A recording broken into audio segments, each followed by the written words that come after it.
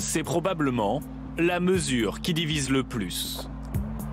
Passer de 130 à 110 km/h sur autoroute. Une proposition qui n'a pas fait l'unanimité au sein même de la Convention citoyenne pour le climat. Adoptée tout juste avec 60% des voix, la mesure fait aussi déjà débat chez les automobilistes. On culpabilise toujours les automobilistes, on leur dit que c'est toujours eux, c'est toujours la voiture qui pollue.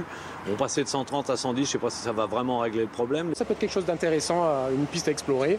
Après, le seuil de vitesse, bon, ça sera à définir par le pouvoir législatif. Pour moi, c'est évident. On diminue et la pollution et surtout les morts sur la route. Pour moi, ce serait ce qui motiverait mon accord par rapport à cette nouvelle mesure. C'est de la démagogie pure et simple.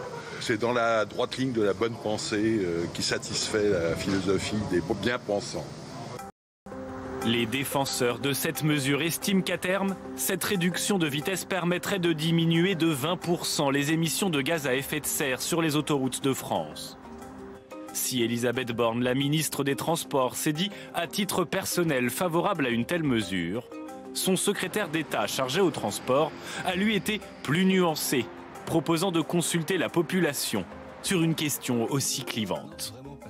C'est ce que j'ai vécu comme député sur les 80 km/h. Les gens disaient c'est une mesure de sécurité routière, certains disaient oui, certains disaient non. D'autres disaient c'est pertinent sur le plan écologique, certains disaient oui, certains disaient non. Et d'autres disaient vous restreignez mes libertés, c'est insupportable. D'autres disaient l'inverse. Donc c'est un beau sujet politique, ce n'est pas qu'une mesure administrative. Et c'est pour ça que je pense que c'est un des sujets qui possiblement pourrait trouver à s'insérer dans un référendum. Outre l'Allemagne, où certaines portions d'autoroutes restent encore sans limitation, de nombreux pays ont décidé eux aussi de réduire la vitesse maximale sur voie rapide. Elle est de 120 km/h en Espagne par exemple, 110 km/h au Royaume-Uni, en Suède ou encore en Norvège. Et depuis quelques semaines, aux Pays-Bas, interdiction de dépasser les 100 km/h en journée pour des raisons écologiques. Alors la France peut-elle franchir le pas ?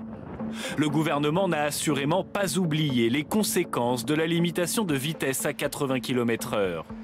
Une mesure rejetée à l'époque par 8 Français sur 10 et dont le mouvement des Gilets jaunes s'était emparé comme un symbole pour contester l'action de l'exécutif.